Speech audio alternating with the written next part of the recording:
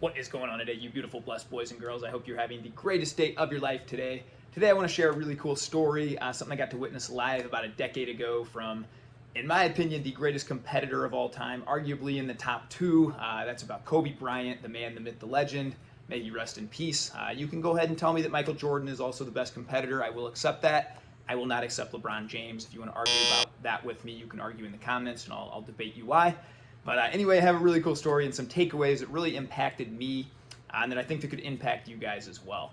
Now, before we get started, I know what you're thinking. Hey, Ty, how are you qualified to talk on basketball or any of these basketball people? You are obviously pretty short. That's right, guys. I am 5'10", 5'11". You're obviously pretty white. That's true, but I am pretty tan. And you know what, guys? I have video footage right here. If you check out up top, your boy can hoop a little bit. So check that out, guys. So anyway, let's get into the story.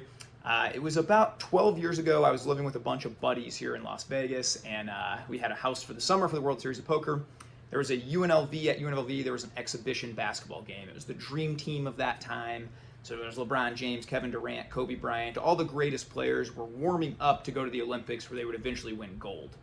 Well, they were warming up against a team, Costa Rica. They were obviously very, very big favorites against them.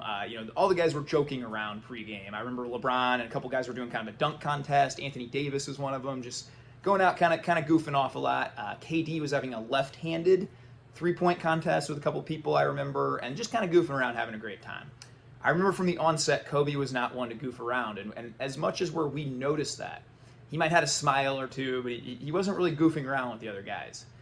Then there came a point in the game, they were up 46 points in the third quarter, midway through the third. So complete blowout, everyone else is goofing around, kind of having a good time, throwing alley-oops, just kind of doing crazy stuff, right? And there comes a point in the game, they're up 46 points in an exhibition game, and Kobe is denying his guy the ball.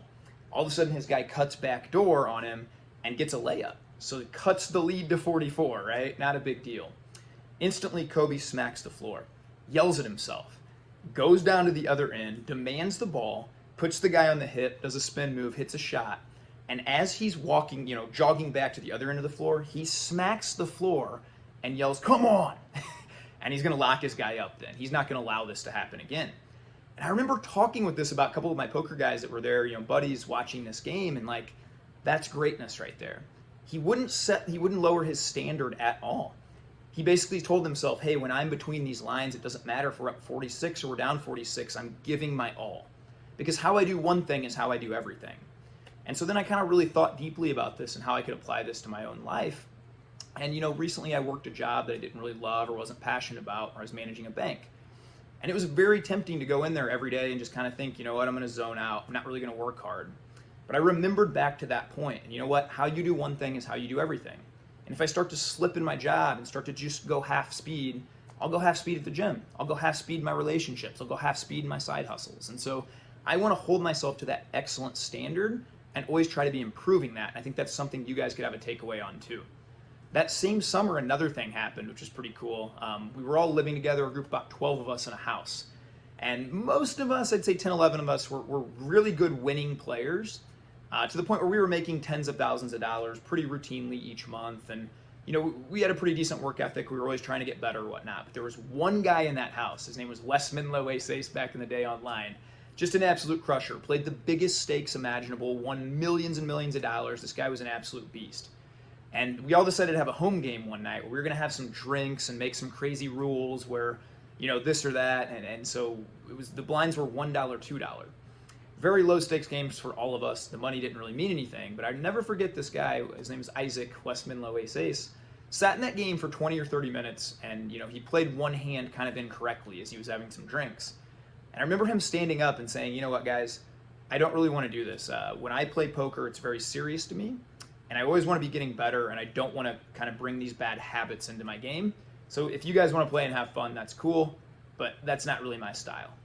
And I remember having a really big takeaway again and kind of relaying that back to the Kobe Bryant message and thinking, to get to these elite levels where these guys are, it takes a matter of discipline, a matter of work ethic, and you have to have that standard up. Now, there were a couple guys in our game who said, oh man, who does he think he is? He can't even have some fun with us. I'm sure there were a lot of guys along Kobe Bryant's path that said, he can't even joke around, we're up 46, don't take it so serious. One of the coolest things I ever saw was a quote from Kobe Bryant that has really resonated with me now a little bit over the years. And that quote is, "I can't relate to lazy people. We don't speak the same language. I don't understand you. I don't want to understand you."